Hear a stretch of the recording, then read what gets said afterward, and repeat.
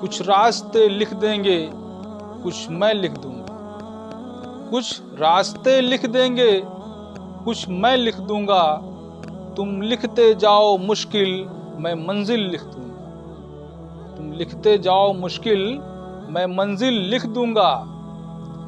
دلوں میں آگ، آنکھوں میں سمندر لکھ دوں گا۔ دلوں میں آگ، آنکھوں میں سمندر لکھ دوں گا۔ تم طوفان لے کے آ جانا، تم طوفان لے کے آ جانا، میں چراغ رکھ دوں گا۔ اور میرے پر کاٹ کر کوئی فائدہ نہیں، میرے پر کاٹ کر کوئی فائدہ نہیں، میں زمیں پر بھی بیٹھا رہا تو آسمان لکھ دوں گا۔ میرے عزیز ساتھیوں اور خاص طور سے میرے نوجوانوں، میں ان اشعار کی کانٹیکسٹ میں کچھ باتیں آپ کے سامنے رکھنا چاہتا ہوں۔ دوستوں اور میرے نوجوانوں، اس چیز کو آپ ہمیشہ اپنے دھیان میں رکھنا، ہمارے سامنے مشکلات آئیں گی، حالات پیدا ہوں گے، حالات پیدا کیے جائیں گے، اور ان مشکلات کا، ان حالات کا مقابلہ ہمیں کرنا ہے۔ اور جو حالات سے مقابلہ کر کے اپنے راستے کو ہموار کر لیتا ہے، راستے کو چلنے کے قابل بنا لیتا ہے، دوستوں وہ منزل تک پہنچ جاتا ہے۔ اور آپ یہ جان لیجئے، جب تک ہمارے راستے میں مشکلات نہیں آئیں گی، جب تک ہمارے راستے میں پتھروں کی رکاوٹ نہیں بنے گی، ہم کامیابی کی منزل تک نہیں پہنچ سکتے۔ آج ہم ذرا سی مشکلات آتی ہے تو گھبرا جاتے ہیں۔ ایسا کیوں ہے؟ یہ ہماری کم ہمتی ہے، اور ہماری کم ہمتی کا نتیجہ کیا ہو رہا ہے کہ دھیرے دھیرے دھیرے دھیرے ہمارے اندر بزدلی پیدا ہو رہی ہے۔ اور دوستوں یہ اتنی خطرناک بیماری ہے، اگر ایک بار انسان کے دل میں خوف بیٹھ گیا، تب اس کو کسی بھی کام کرنے میں بہت ہی دشواری نظر آتی ہے۔ اس خوف کو ہمیں ختم کرنا ہے، ہمت پیدا کرنی ہے اپنے اندر۔ اگر ہم نے ہمت پیدا کر لی تو ہمارے لیے کوئی بھی منزل مشکل نہیں ہے۔ ہر منزل کو ہم پا سکتے ہیں، وہ کسی بھی فیلڈ میں ہو۔ آج اس دور میں، اس زمانے میں، خاص طور سے ہندوستان کے مسلمانوں کو ڈرایا جا رہا ہے، حالات سے ڈرایا جا رہا ہے، معاملات سے ڈرایا جا رہا ہے، اور ہم ڈر بھی رہے ہیں۔ ایک ٹرینڈ بن چکا ہے کہ ہندوستان کا مسلمان ڈرا ہوا ہے۔ کیوں دوستوں؟ یہ پولیٹیکل پارٹیاں جنگ آزادی کے بعد سے، جب ہندوستان آزاد ہوا، اس کے بعد سے ان پولیٹیکل پارٹیوں نے مسلمانوں کو ڈرا کے رکھا۔ اور افسوس کی بات یہ ہے کہ ہم ڈر کر بھی رہے۔ کبھی اس پارٹی کے دامن میں چھپنے کی کوشش کی، کبھی اس پارٹی کے دامن میں چھپنے کی کوشش کی۔ دوستوں یہ پارٹیاں ہمارا کیا کر سکتی ہیں؟ ہمیں کیا دے سکتی ہیں؟ اور اگر ہم اسی طریقے سے ان کے پیچھے پیچھے بھاگتے رہے تو ایک دوسرے کا خوف ہمارے دلوں میں ڈال کر ہمیں استعمال کرتے رہیں گے۔ میرا موضوع سیاسی نہیں ہے، میرا موضوع لوگوں کو اویئر کرنا ہے، لوگوں کے اندر اویئرنیس پیدا کرنی ہے۔ لیکن دوستوں یہ موضوع بیچ میں آ گیا، اس پہ بھی بات کرنا بے حد ضروری ہے۔ یہ بھی اویئرنیس کا ایک حصہ ہے، یہ بھی آپ لوگوں کو اور ہم کو جاگروک ہونے کا ایک موقع ہے۔ اور اگر ہم جاگروک نہیں ہوئے، ہم اویئر نہیں ہوئے، تو دوستوں جس طریقے سے 1947 کے بعد سے ہم استعمال ہوتے آ رہے ہیں، اسی طریقے سے ہم کب تک استعمال ہوتے رہیں گے؟ اس کا اندازہ کیا آپ لوگوں کو ہے؟ کیا ہمیں اس کا اندازہ ہے؟ اس استعمال والی زندگی سے ہمیں باہر نکلنا ہے، اور باہر ہم کب نکلیں گے؟ جب اپنے اندر ہم خود ارادی پیدا کریں گے، اپنے اندر کانفیڈنس پیدا کریں گے، اپنے اندر کو ہم جگائیں گے۔ ہم تو ابھی سو رہے ہیں دوستو، غفلت کی نیند میں سو رہے ہیں، اور ہم بند آنکھوں سے خواب دیکھ رہے ہیں۔ اس حالت بیداری سے ہمیں جاگنا ہوگا، ہمیں باہر نکلنا ہوگا، اور باہر نکل کر ہمیں صرف اپنے لیے نہیں، اپنی قوم کے لیے، اپنے ملک کی ترقی کے لیے کام کرنا ہوگا دوستو۔ میں بڑے افسوس کے ساتھ یہ بات کہہ رہا ہوں کہ آج ہمارے سماج میں ایک جو سب سے خطرناک کہہ سکتا ہوں اسے، جو خطرناک ٹرینڈ چل گیا ہے کہ کسی بھلے آدمی کی پہچان اس طریقے سے ہوتی ہے کہ یہ آدمی کسی سے کوئی مطلب نہیں رکھتا۔ یہ کون سی بھلائی ہے دوستوں؟ جبکہ ہمارا اسلام کہتا ہے، ہمارا ایمان کہتا ہے کہ آپ لوگوں کے دکھ سکھ میں شامل ہوئیے، لوگوں کو برائی سے روکیے اور اچھائی کا حکم کریے۔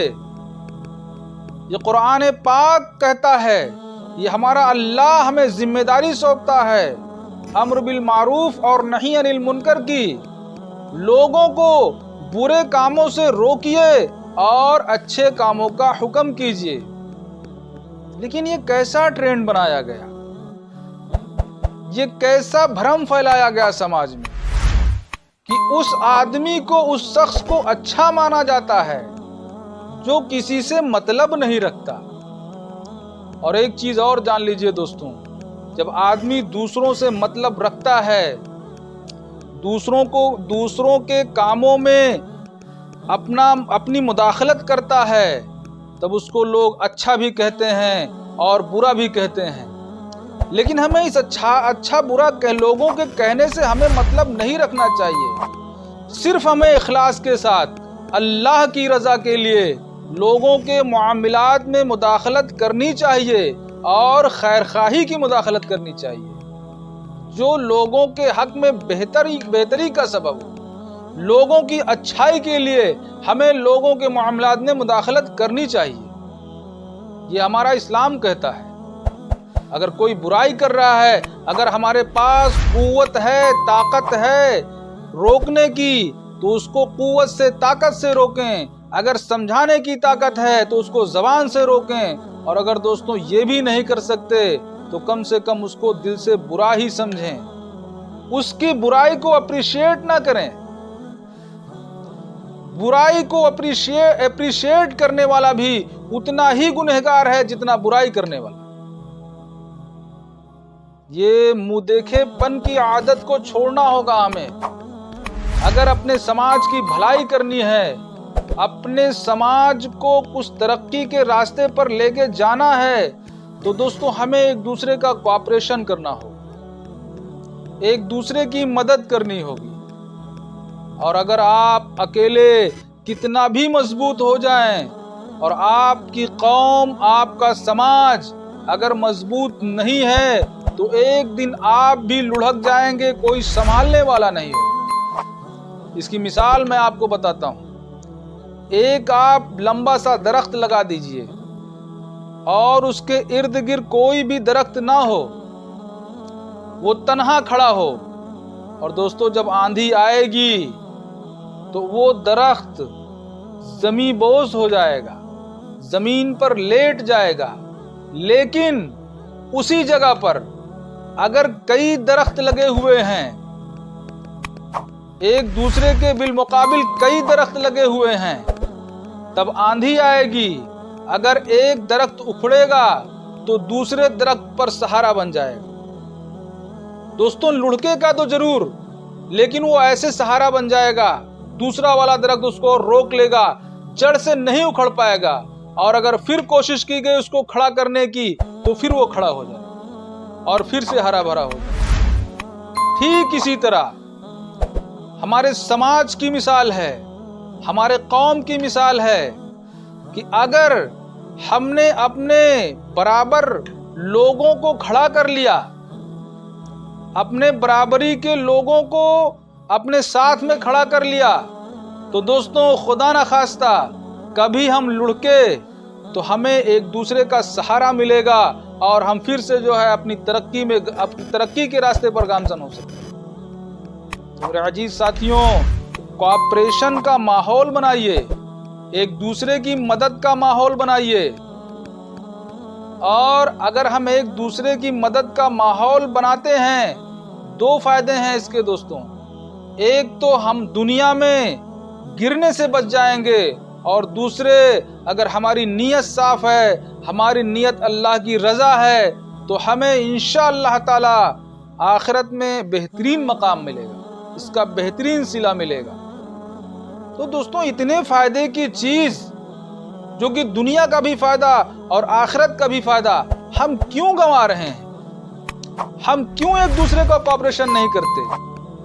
हम सेल्फिश क्यों होते जा रहे हैं? भाई मैं बच गया, वो जा रहा है, कोई मतलब नहीं मेरे अजीज साथियों, हमें उसको भी बचाने की जरूरत है, खुद को भी बचाने की जरूरत है। ये अच्छी बात नहीं है कि मैं बहुत ठीक हूं, मुझसे किसी से मतलब नहीं है।